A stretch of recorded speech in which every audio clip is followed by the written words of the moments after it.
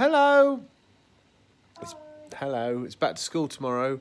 Boo. Anyway, once upon a time, there was a programme called Doctor Who. And in Doctor Who, yes, story time. In Doctor Who, the Doctor used to travel around and occasionally go to the past. And occasionally, he'd go to the future. And even more occasionally, he'd land in the past, right? And then you'd realise, actually, it was the future. And then what you'd have is a cliffhanger where it's like, but there's a video screen, but we're in the past. We've moved past this time now. So now, within 2 minutes, you've gone, oh, it's Victor. Oh, no, there are sliding doors and all sorts of nonsense. Okay? So this is how this programme has evolved over 25 years. We've now begun to accept the language of Doctor Who, and the writers for it now are just going, no, we've done all that. Let's really push forward a bit harder. Another example. There was a time in this programme where you had this character called the Doctor, and he'd have friends, companions, who'd travel around with him. Honestly, most of the time, those companions, those characters were completely interchangeable from one story to another. No disrespect to Sarah Jane Smith and Stephen Taylor, for example, but you could pluck Sarah out of a Fourth Doctor story and bang her down in a First Doctor story and vice versa with Stephen, and that would work. The role of the companion would still function completely, perfectly well. No longer. Ace is integral to the very fabric of this story. Okay, and the fact that we've got a Doctor who's willing to knowingly cause such upset to Ace, seemingly out of curiosity, although obviously that's debatable, but just seemingly for the hay of it, just to see, is quite bleak, really.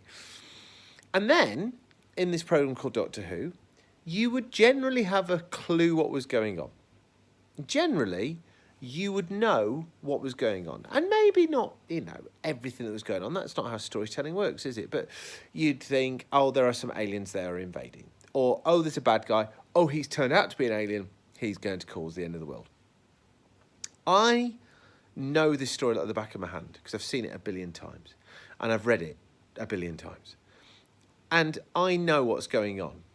But even now, after a fair gap of seeing it, I'm having to really work hard to remember how all the parts fit together. Why is there a Neanderthal there? What are the green reptile-y things at the end? Or insectoid. They're more insectoid, aren't they?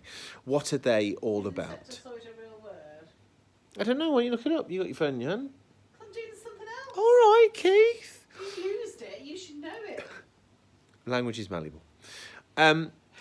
Why? Just so many unanswered questions to this. But just the very idea of the story makes no sense. What on earth is going on? There's very little to hang your hat on. Now, to me, that's thrilling. I like that, especially when I know that this is going to click together eventually. All this is going to make sense. I do question again, and we've said this a number of times, those people who just may have tuned into Doctor Who for the sake of it, they're currently watching Coronation Street, more fool them. But whatever.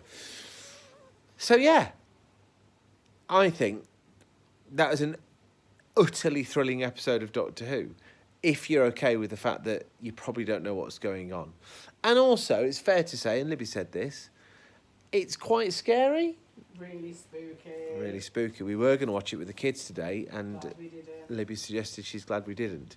But, I mean, there we go. And again, let's keep saying it, at the heart of it, oh my God, Sylvester McCoy, what a doctor, just so doctory, with this added wrinkle of being a little bit of a bastard as well. But at the same time, being as lovely and kind, weirdly, and just genuine. The affection that the Doctor and Ace have for each other, even though they've got this weird, almost quasi-abusive relationship, is bizarre. What fantastic performances from Sylv and Soph. Legends. Anyway, what a fantastic episode of Doctor Who. Bring it on.